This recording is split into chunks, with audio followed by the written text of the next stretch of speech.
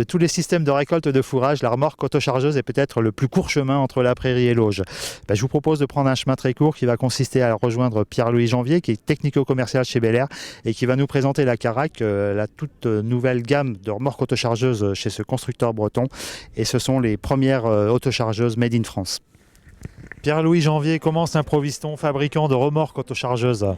Je pense qu'on va pas dire qu'on s'improvise fabricant, c'est vrai qu'on est fabricant de matériel agricole depuis déjà 50 ans, donc on a fêté les 50 ans l'année dernière. Alors comment en êtes-vous venu à la remorque autochargeuse ? Alors la remorque autochargeuse, on en est venu grâce à la faucheuse autochargeuse, donc qui est la Gabar, donc on a débuté en 2011.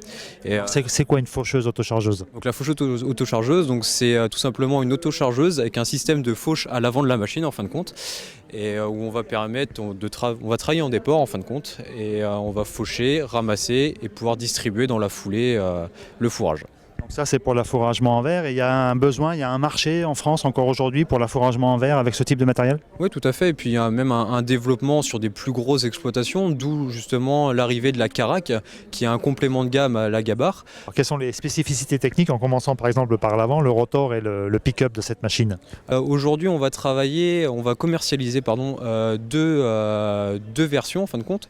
Une version un petit peu plus particulier et petite Kuma avec un rotor d'1,75 m de large, et une machine un peu plus Kuma et entrepreneur avec des rotors de 2 mètres de large. Voilà. Donc avec des capacités allant de 24 à 44 mètres cubes. Voilà. Donc la particularité après de la Carac au niveau de son pick-up, c'est qu'on est avec un pick-up traîné, donc arrière, voilà, et donc un rotor après monté en étoile avec des étoiles en 8 mm d'épaisseur avec des pourtours en Ardox. Voilà. Donc on a vraiment travaillé sur la robustesse de ce rotor. En quelle capacité on va trouver la Carac ? Nous allons avoir 4 modèles pour la version 1,75 m de large, donc allant de 24 à 36 m3. Et ensuite on va avoir la version donc en 2 mètres de large, donc allant jusqu'à 44 m3. Voilà. Combien d'essieux derrière ces modèles ou sous ces modèles ? Alors toujours 2 essieux, voilà, donc 2 essieux, et puis après ça va être la montre de pneumatique qui va varier. Au niveau de la distribution, qu'est-ce qu'on trouve à l'arrière de la machine ?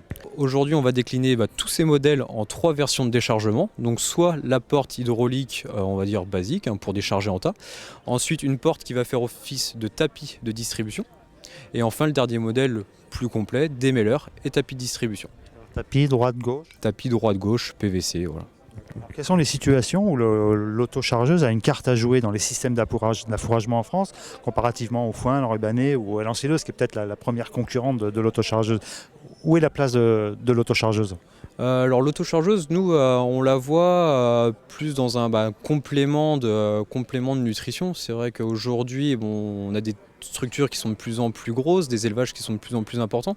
Donc c'est vrai qu'aller mettre 140, 150 bêtes à les pâturer, on ne le fait pas de la même manière que quand on avait 50 ou 60.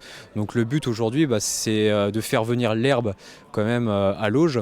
Et c'est vrai qu'avec la Gabar, on était un petit peu juste sur les grosses exploitations. Donc là, au moins, la Carac va pouvoir convenir à ces grosses exploitations de demain, quoi. Voilà. Est-ce qu'il y a des bassins de production, Bretagne, Massif central ou dans l'Est, où il aura davantage sa place qu'ailleurs ? C'est vrai je pense qu'on peut définir deux zones. On va avoir les zones pour la Carac, pour l'ensilage et l'herbe en règle générale. Donc c'est vrai qui va être le Grand Ouest et l'Est de la France. Et on va avoir une machine plus pour le séchage en grange, pour le foin, pour le centre de la France. Voilà, c'est vrai que ça va plus convenir sur ces régions-là, quoi.